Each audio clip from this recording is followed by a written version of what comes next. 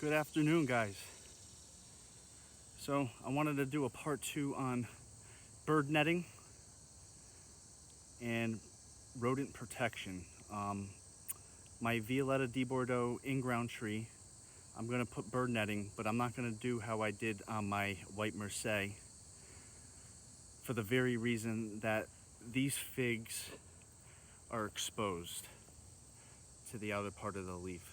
So if I were to drape a netting over the top without any of this support, the figs would be exposed and the birds will just have themselves a grand old time, leaving me utterly depressed. So in this situation, I decided that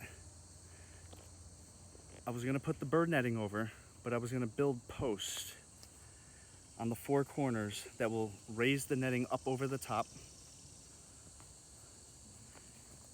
and then I can be free flowing inside the netting where I can get on a ladder or a step stool or whatever I need to, and the figs will not be exposed to the birds.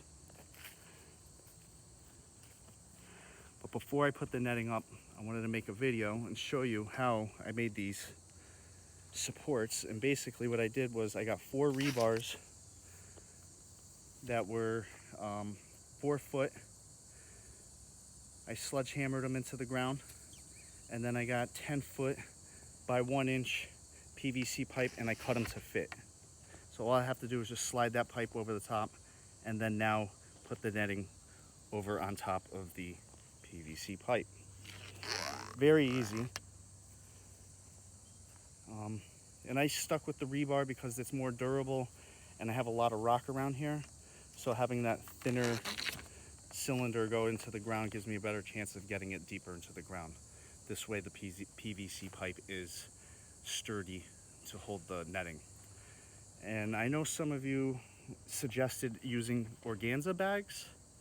You know, I think that's great and I appreciate it, but with my in-ground trees, I have way too much production to do the organza bag method. I mean, organza bags require a lot of work, and it's good if you have a tree with very little production where after it rains you can take the organza bag off, dry it, and then or put a new bag on there that's dry. Because the problem with the organza bags that I do not like is that if it's humid and it's wet, the bags get wet. So when those bags are sitting on a ripening fig, well, guess what? Because the bag is so saturated, it retains water, and then the water then goes into the fig and causes it to split. And I don't want that to happen here. You know, I'm very anal when it comes to this. I want every single fig, and I've learned year after year that if you don't do the protection, you're gonna suffer loss. And you know, I mean, how many years is it gonna take for you to suffer loss before you step up, be proactive about it, and do something about it and prevent it to happen, so then you can actually enjoy the fruit of the labor. So now that you see how I did my supports, I'm gonna drape the netting over the top, and then I'm gonna give you a final show of how it's done and what it looks like and all that.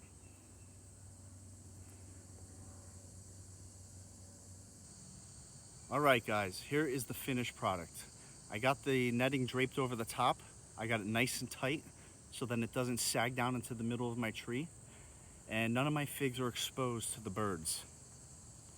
When I made the structure on the outside, I made sure it was far enough away from the branches so when I put the netting on there, the netting is not too close to my figs. And I have all this wonderful room in the inside of this tree for me to just go in there and pick and harvest and pick and choose what I want for ripening. Personally, I like my girls wrinkled or dripping honey. And that's what I'm gonna get if it doesn't rain. But very simple.